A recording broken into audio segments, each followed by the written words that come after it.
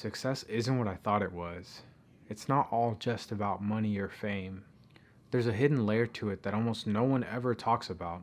In this video, let's dive into the surprising and intriguing truths about success and discover what it really means to live a fulfilling life. You might find that the real essence of success is something entirely different. I'm Edwin Cantu, and this is Mentor Moments, insights from mentors, friends, and everyday life. So when I first went to school, I was majoring in entrepreneurship. And like everyone that was interested in entrepreneurship, my definition of success was one day owning a business, being a millionaire by 30 or some ridiculous wealth marker, and having the respect of people that I cared about.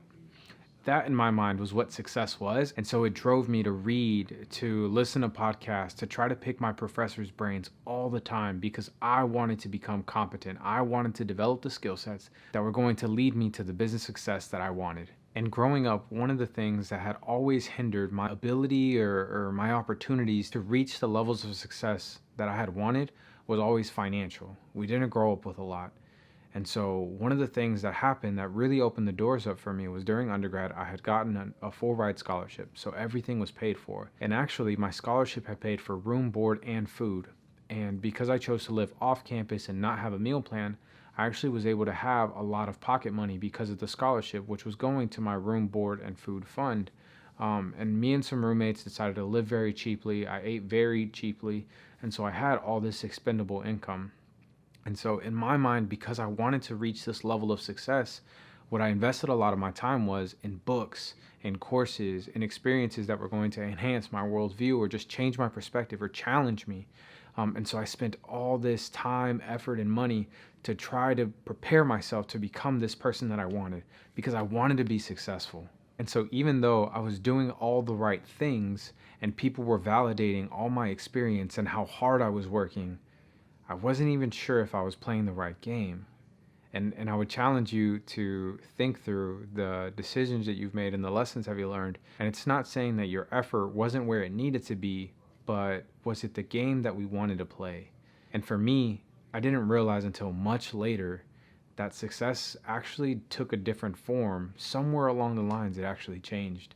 And there was moments in my early 20s when I had finally reached a level of competence in my mind to earn the respect of the people that I valued. And so there was a few deans of the college, one of my mentors at the school, they invited me to be part of this committee. And so I was able to ask questions, give my input, and I was being validated as one of the best student leaders on the campus. And even though it's a smaller campus, it meant a lot to me. And it validated and verified that all the work that I was doing, all the goals that I had set for myself, that I was well on my way to accomplishing my dreams or becoming successful.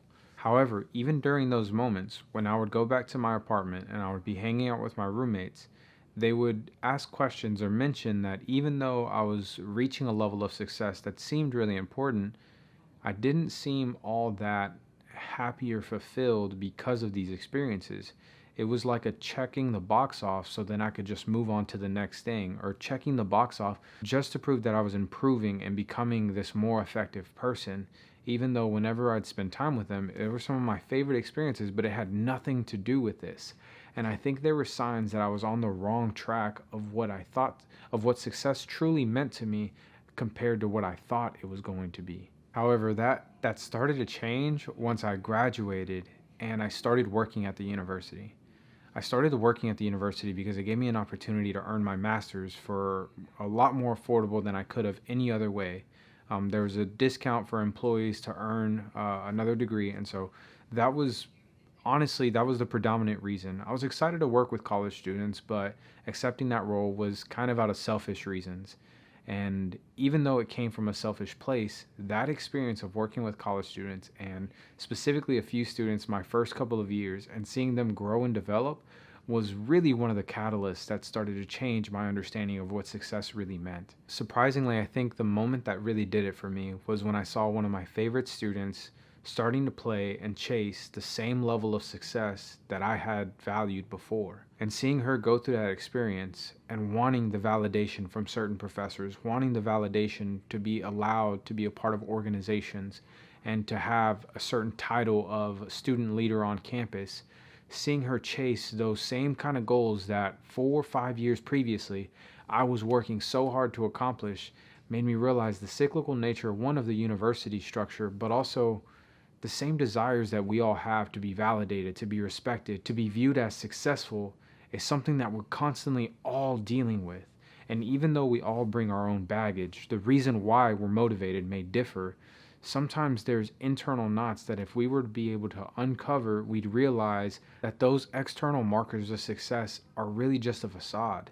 They're ways for us to prove our own worth to ourselves, but it wasn't until seeing someone else undergo that journey step by step and me encouraging and supporting and loving to see their growth, but seeing the same mental cycle that they were in, or almost the same success trap that they were putting themselves in, that it really clicked for me, and my understanding of success actually started shifting. Which was interesting because it didn't change who I was.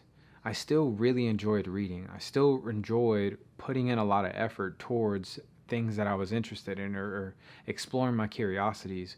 But instead of them being very business focused, business planning, strategic thinking, communication, there were a lot more of understanding. There were a few books on therapy and emotional intelligence and maturity, and there was still some strategy because I think that's just how I was hardwired, and I was still learning how I like to think. But a lot more of the being present with people, spending quality time with people, understanding that everyone's motivations are different, but each of us are very complex, and we bring our own baggage and all our insight with us every step of the way. And I became a lot more interested in the experience of just being human and connecting with other people in the same kind of time period that we're living in, as opposed to reaching certain levels of economic or status, or how many people knew me, or who respected me, or proving to people in a room that even though I may have been the youngest, that I was incredibly competent. Those slowly started to fade. And I actually became a lot more intrigued into how other people define success and the insights that they had uncovered, or maybe even observing that they might have had similar challenges or mental roadblocks that I was currently facing or had faced just a little bit ago, yet they were much further along and had actually accomplished and reached levels of success that I had never thought that I could reach. And they had reached those and were still dealing with some of those internal beliefs of not being good enough, and that being one of their driving forces as to why they became successful. And I actually think one of the major factors that helped solidify my new view of success was after graduating and after moving a couple of jobs and being in positions where I was the youngest in the room, and I was being validated just for my presence of how rare it was to see a younger professional in certain spaces. Even though that felt really nice, what I looked most forward to and the conversations that I really enjoyed having with the older professionals around me was family time. Family is a huge value of mine, and I don't mean just blood family, but also the people that become your family and the conversations that you enjoy having with your family about are all the loved ones okay? How are things been going? What are you thinking about? What have been things that have recently got you incredibly excited, or what rabbit holes are you going down, or just the experience of day-to-day things, how a conversation was incredibly insightful, or the presence of someone, how it uplifted, or how you noticed someone's mood shift and you were wondering if they were okay. Ideas that you found fascinating, whether a new idea or an old idea that you recently uncovered and how it applies to today. Those conversations and that quality time and that presence was what I looked most forward to. And every now and then it would be nice to hear of people validating or encouraging, man, you're so young, you have so much potential. And it would be nice, but sometimes I just want to say thank you and then change the subject. I didn't want to continue focusing on these external metrics of success. I would much rather talk about hobbies that they were interested in, new hobbies that I was uncovering or discovering that I enjoyed. Those were the conversations that I wanted to have, where previously I think I would be so career focused and so business focused that I'd want to pick their brains. I'd want to get book recommendations, everything to help me on my journey, where now I think I reached a level that I was comfortable with of just connecting human to human. And it's interesting that other people, I think, started resonating with that. And even at events where I would feel uncomfortable because I was the kid in the room, I noticed just having a few conversations with people, it was so much easier to open up and feel a bit more welcome, because my own internal lens as to why I was in that room. I was there just to connect with people. I was there just to enjoy the experience and kind of improv my way through it. And if I did something dumb or if I did something awkward, I knew I could laugh about it. because it was just ridiculous that I was there in the first place. It didn't matter so much that I was there for a reason. I wasn't there to strategically make connections or build relationships. If genuine relationships were built, great, but if not, it was just something to enjoy and be present in. Even though those external markers still are worthwhile endeavors, I think the important thing is to keep them in their place. They're not the end all be all of life. We can't take it with us. And appreciating the quality relationships in our life and just enjoying the experience and having a sense of being able to laugh at yourself or viewing everything from the lens of absurd. It's ridiculous that we're having this human experience and that we're in spaces that we're the only ones of our kind, or we're the youngest ones in the room, and what are we doing here? How did I end up here? I think always being able to have that feeling within myself and being able to express that feeling and notice how common it is for some of my closest friends to also feel that way in their own arena and laugh at all of the other career things, laugh at the rest of the world, laugh at ourselves. I think that became my new definition of success. Being able to have people that you can laugh at the world at, you can laugh at yourself with. And I think it's a much healthier view. Long term, I think it's a better view. I actually think it may lead to more of those external markers, but I think it's a lot less likely to get lost in those now because of this new view. Where before, you may have gotten the external markers, but I don't know how easy it would have been to be able to laugh at yourself or laugh along with someone else.